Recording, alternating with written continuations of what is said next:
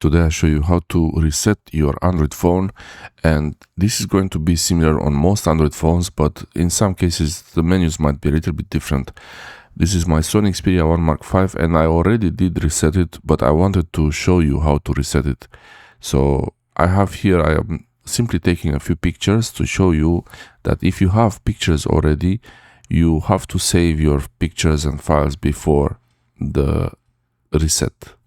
Even if you're transferring an old phone to your new phone, it's still a good idea, I believe, to copy the pictures at least on another drive in case something goes wrong. If you don't want to move the photos, you can copy them. In general, when you transfer from one Android to another Android device, it will try to transfer everything, including photos and videos. And if you have a lot of files, it might take some time, but eventually you have to move them on the new phone anyway. It's always a good idea to have a copy, at least, not to move the files, but at least a copy of your pictures and videos from the phone on an external SSD or external hard drive. Here I show you I have the pictures, and now you could use an external SSD drive to back up these pictures or even move them. I mean, it's up to you which option you choose, but as long as you can copy these files somewhere else outside of the phone, that should be fine. I show you this before the reset because when you do the factory reset, you lose all the files, all the documents. So make sure before you do the actual reset that you go through your phone and check for apps that have any local documents or downloaded files or any photos, any kind of files that you might want to keep. And for the internal storage, you go to the DCIM folder. That's where you will have the photos and videos. Most of the time, most phones, they will save there. Here I use the Samsung T7 Shield. It's a really fast portable SSD drive, so even if you have large video files, the transfer will be pretty quick, especially on USB 3.2 or 3.1 speeds. And now I plugged in the SSD drive and you see it's connected. It shows in the menu that it's connected. To back up the pictures I just took earlier, I open the files up, and then I go to the DCIM folder, and here the whole folder, I could simply copy this whole folder to the portable SSD drive. You see the folders, there are many folders here, and I can add a new one. Whenever you make a backup of something, make sure you put the date, and I like to put the date first, year, month, day, so they sort nicely, and then some small description of what it's about. This one copied really fast because it was very small, just a few pictures. And I can check that the files are there. So the folder I created is going to be on the portable SSD drive, and you see it's there. Another thing is, it happened to me that something was wrong with the SSD drive. So before you do the actual reset, if you moved the files or even if you copied them after a reset, the files are gone, make sure you copy these files from the SSD to a computer or a Mac or an iPad, even anything. Only so you make sure that the files are readable from the SSD drive, because it might happen that they're not.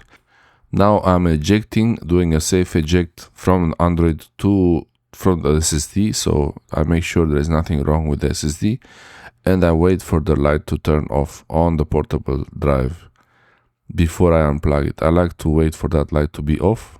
So now that's ready to copy those files on another computer. I didn't really need to do this because it's only a test files. And now to do the actual reset, you go to the settings of your Android phone and then go to System, and in System you go to Reset Options. And these menus might be a little bit different for your device, and in general, what you're looking for is erase all data or factory reset or both, like this. When I type on this, I get information about what's going to be removed from my Android phone. This is the Sony Xperia 1 Mark V, and it's very similar to Google Pixel on how the menus look like. You have the option to erase SIMs, but I really don't recommend doing that unless you're selling the phone or giving it away. I'm not selling it, I'm just gonna set it up again, so I keep the SIM cards. These are the eSIMs that are downloaded on the phone. You have to enter the passcode, the PIN of your phone. This is a test PIN, that's not my actual PIN number. You shouldn't have something simple like that. you get a confirmation that you will erase all data, so you have to do this at your own risk. If you lose any files or pictures because of this, it's not my fault, please. You have to make sure you copy your files before you start this. And now the phone will start the process of resetting. It doesn't take long. It will do a restart, and now you will see a quick message. It was so quick, erasing, and then it's gone. And it restarts again.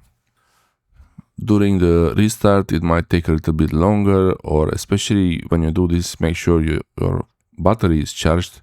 So it's a good idea to have your Android phone plugged in, charging. Even if it's a full battery, it doesn't really hurt to have the battery charging while it's doing this. And here you see the nice Xperia logo, and the phone is ready basically. It doesn't really take much time. It's very fast to delete things. Usually it's much harder to make files than to delete them. And now I'm greeted with the initial setup, where I start choosing the language and setting up the Android phone. This is Android 15, so it might be a little bit different on older versions of Android or newer versions of Android on Android 16, but it's probably going to be very similar. The setup is, I have another video with the setup, how the setup works, and it always changes a little bit, so you might have to follow along, but also you might have new steps. When you press get started, you will follow the initial setup, and you can connect the phone to Wi-Fi. You can also log in with your Google account. This is important. On Android phones, you need to have a Google account to log in. Most of the times you would want this. And yeah, if you're not ready, like I'm not ready to start setting up the phone here, I could do a power button long press, and then I get the power menu. Here I could do a restart if I want to start from the beginning. If you're stuck somewhere in the middle and you can't go back, you can do a restart and start from the beginning, or you can simply do a power off to power off the phone until next time. Here is starting again from the beginning, and it's choosing English, and I can press get started again, but I will use the power off option. I hope this video helps you to reset and do a factory reset on your Sony Xperia 1 Mark V, or in general on any Android phones. This is the process. If you don't find factory reset in the menus, you can simply search in the settings for factory reset and you will find it. Just copy your files and pictures and videos before you do it. Thanks for watching.